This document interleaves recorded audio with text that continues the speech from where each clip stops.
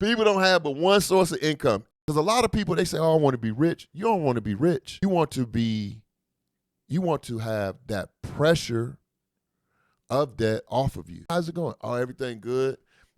There's no way everything is good. Everybody's dealing with something. Everybody got a problem. Everybody got a problem, but everybody don't want to deal with the problem. So when it comes to financial literacy, here's the game. But the first thing you got to do is you got to get your pride out the way. People don't have but one source of income. You got one source of income, right? Which is your job, right? Some people, that's their only source of income is their job. Only source of income is their job.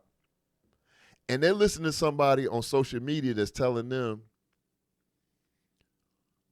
you need to quit your job and start a business.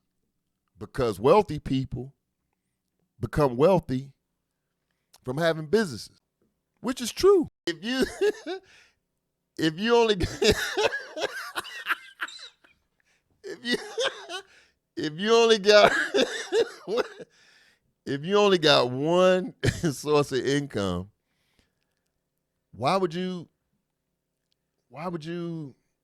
go out and do that? But as you age, you ain't got time you got kids. It take money to run your business, but it also take money to run your household. People don't realize a household is a business. And depending on how many people in your household, you got to manage that business first before you manage another business. The first thing is get out of debt.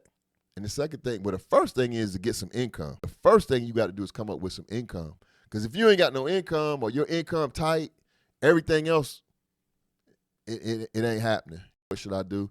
First thing I tell them is you need to do a self-assessment, see where your income is, see what your money look like, right? He said, when people ask me about, going legit or getting out the street and getting into a legit situation, he said, first thing you got to do is make some money.